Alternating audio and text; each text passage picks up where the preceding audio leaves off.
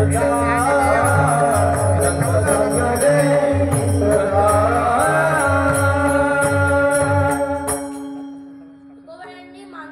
पुन्हा 3 प्रकार सांगितलेले आहे। पहिलं म्हणजे काही माणसे इकडचा तिकडचा विचार न करता काही डोक्यात आलं ते मागतात। जसं की एक वेळा एक राजा एका शेतकऱ्यावर प्रसन्न झाला। त्या राजा म्हणाला की शेतकऱ्या तुला काय हवे? त्यावेळेस शेतकरी म्हणाला की मला तंबाखू हवा। आणि राजाची पूर्ण प्रसन्नता तंबाखू चुन्यातच घालवली आणि याला म्हणतात इकडचा तिकडचा विचार न करता डोक्यात जे आलं तेच मागणी केली। विठ्ठल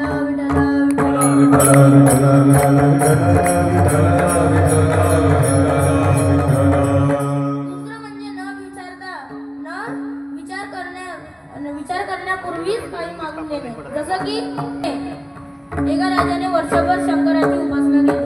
त्यानंतर शंकर त्याच्यावर प्रसन्न झाला आणि म्हणाला बाळा तुला काय हवे? त्यावेळेस तो राजा म्हणाला की मी ज्याला हात लावलेली ते गोष्टी सोन्याची झाली पाहिजे। शंकराने त्याला तथास्तु म्हणाले, कारण की कैलासाचे देव भोळा। त्यानंतर त्याने आपल्या राज्याला सर्व पहिल्याला हात लावले, महिलांना हात लावले व ते सोन्याचे झाले। त्यानंतर घरातली प्रत्येक गोष्टीला हात लावली, ते सुद्धा सोन्याची झाली। मुलगी भेटायला आली, तिच्या लाड करण्यासाठी फक्त तिच्यावर हात ठेवला आणि तेवढं ते सुद्धा सोन्याची झाली। त्याला खूप दुःख वाटलं। त्यानंतर जेवण करायला बसला आणि अन्न हातात घेता बरोबर अन्नात हे सोन्याचं झालं आणि असं करता करता करता तो राजा मारला गेला। विठ्ठल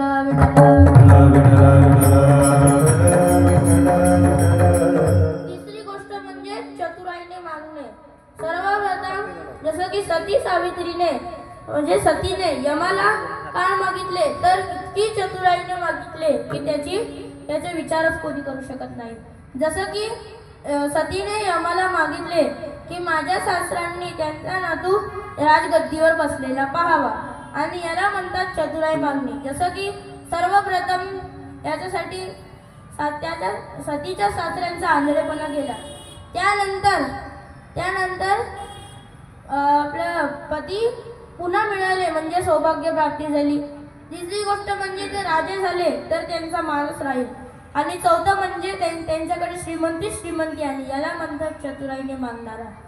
आता याचे उदाहरण असे आहे की एकदा एक राजा आपल्या राज्यामध्ये काय सुरू आहे ते पाहण्यासाठी एका शेतकऱ्याचं फक्त रूप घेतलं, परंतु त्यावेळेस तो आपली एक हातातली सोन्याची अंगठी काढण्यात विसरला।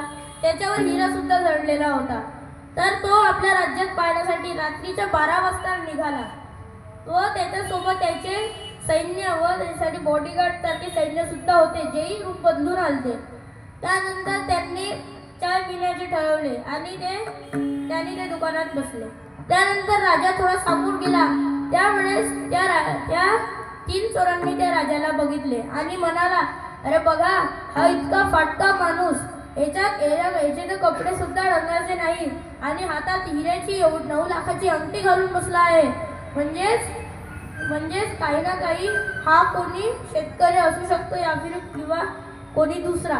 तर त्यांनी त्या राजा म्हणजे शेतकऱ्याच्या रूपात त्या राजाला मारहाण करणे सुरू केली व त्याची अंगठी काढायला सुरुवात केली।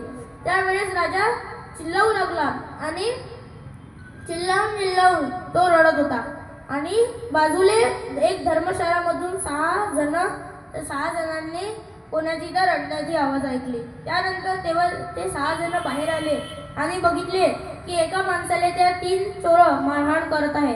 ते 6च्या 6 जसे होते तसेच आले आणि त्या चोरांची मारहाण करणे सुरू केले। ते चोर पळून गेले व त्यानंतर शेतकरी त्यावर त्यांच्या कामावर खुश झाला, कारण की त्यांनी त्याचे प्राण वाचवलेले आहे आणि म्हणून त्यांनी त्या तिघांना बक्षीस देण्याचे ठरवले। परंतु त्यांनी तेव्हा त्या 6 जणांना सांगितलेले नाही की बा मी राजा आहे या राज्यातला। त्यानंतर त्या शेतकऱ्याने म्हणजे राजाने त्या 6 जणांना सांगितले की तुम्ही माझे प्राण वाचवलेले आहे तर तुम्ही माझ्या घरी ये जा, मी तुम्हाला बक्षीस देईन. त्यानंतर ते 6 जण म्हणून एक जण विचार करू लागला, अरे ह्या इतका फाटका माणूस वाटतो, हा आपल्याला काय बक्षीस देणार. परंतु त्या शेतकऱ्याच्या आग्रहावर त्या 6 जण तयार झाले. त्याला एक जण म्हणाला की ठीक आहे, परंतु यायचे कुठे आहे. तर तो म्हणाला की तुम्ही राज्याचा जो महल आहे त्या महलाच्या राजद्वारापाशी त्या राज्याच्या महाद्वार म्हणजे प्रवेशद्वारापाशी उभे राहाल, मी तिथेच उपस्थित राहील. त्यावेळेस त्या 6 जणांना वाटले की हा कोणी राजाचा नौकर असेल जो तिथे क्वार्टरमध्ये राहत असेल.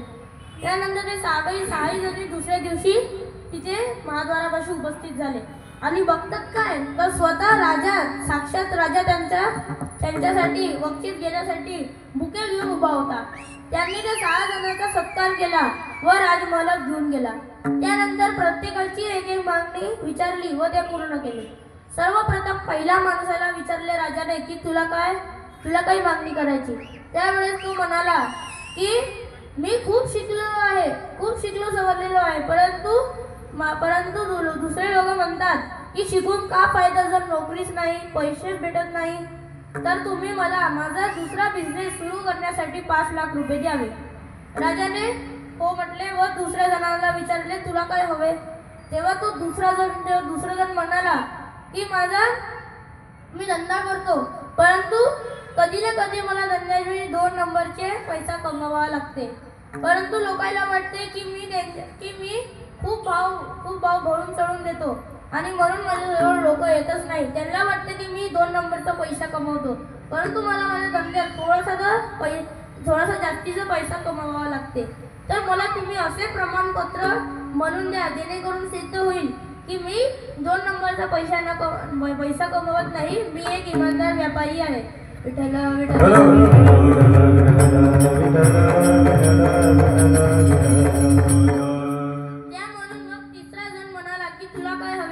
तर तो म्हणाला की माझ्या गावी मला 5 लाखाचा बंगला बनवून द्या. राजाने ठिकाण म्हटले व चौथ्या जणाला विचारले तुला काय हवे. तर तो 4था जण म्हणाला माझं अजूनही लग्न झालेलं नाही. त्यावेळेस राजा आपल्या प्रधानाला म्हणाला की तुमच्या पोरीचे लग्न याच्यासोबत करून घ्या आणि यालाच आपल्या जवळ बनवून घ्या. त्यानंतर प्रधाननी हो म्हटले व तो 4था माणूस खुश झाला. त्यानंतर 5व्या माणसाची बारी आली. तर तो म्हणाला की माझ्या गावात खड्डे पडलेले रोड आहे, खड्डे पडलेले रोड आहे. 24 घंटे आमच्या गावात वीज व पाण्याची प्रॉब्लेम असते. आमच्या गावातली घर सुद्धा झोपड्यासारखे आहे. म्हणून हे सगळी सुविधा तुम्ही मला करून द्यावी. राजाला थोडीशी प्रसन्नता झाली या मागणीवर, कारण त्याने स्वतःची नाही तर आपल्या गावावाल्याचे सांगितले, गावासाठी मागणी केली. त्यानंतर त्याने एका 6व्या जणाला विचारले आणि हा होता चतुर मागणारा. तर तो म्हणाला की दर दिवाळीला तुम्ही राजा राणी माझ्या घरी मुक्काम करायला 5 दिवस यावे. परंतु त्यानंतर राजाने आपल्या जो सेनापती होता त्याला त्याच्या त्या 6व्या माणसाच्या घराजवळ पाठवले आणि म्हटले की तिकडचे सोय बघ आणि जे सोय तुला कमी वाटत असेल ते पूर्ण करून घे. त्यावेळेस तो सेनापती जेव्हा रस्त्यात जातो तिकडे खड्डे होते, ते खड्डे ते सुद्धा त्याने ठीक केले. त्यानंतर तिथे विजेचा व पाण्याचा प्रॉब्लेम होता, ते सुद्धा ठीक करून दिले. त्यानंतर त्याने बघितले की त्याचं घर झोपण्यासारखं आहे. त्याला वाटले की राजा इथे राहायला येणार का. तर त्याने आपल्या सैन्याला सांगितले की इथे ह्या 6व्या माणसासाठी हे झोपडं हटून याच्यासाठी एक बंगला बांधून द्यावा आणि स्वतः एक बाग सुद्धा बांधून द्यावे.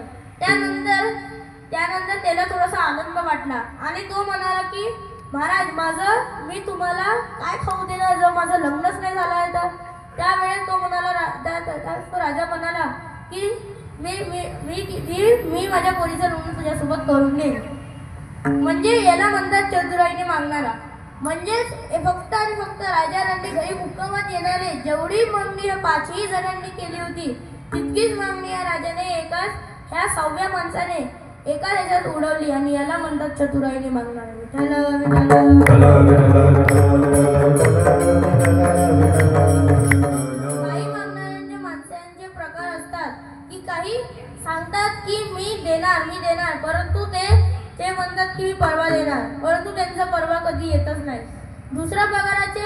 म्हणजे काही माणसे मागतात परंतु थोडस खूप सारं मागतात परंतु देतात फक्त थोडंसं आणि म्हणतात की माझ्याकडे यावेळी इतकंच उपस्थित होतं, एवढंच होतं आणि मी तुला तेवढंच दिलं.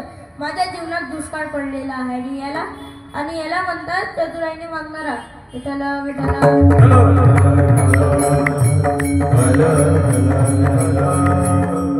तुकोबारायांनी या अभंगाचे थोडक्यात उत्तर सांगितलेले आहे की याची देवा तुझं विचार न व्हावा. म्हणजे तुकोबारायांनी देवाला मागणी केली की मला असं दे जेणेकरून तुझा विसरच न पडणार. दुसरी चरण म्हणजे गुण गायना आवडी हीच माझी जोडजोडी. मला अशा वर द्या जेणेकरून फक्त तुझी भक्ती करावी तुझी सेवा करावी असे वाटणार.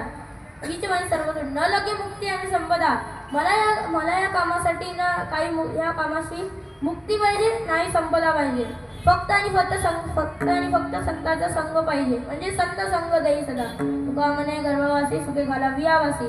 आणि हेच तुकोबारायांचे शेवटचे तुका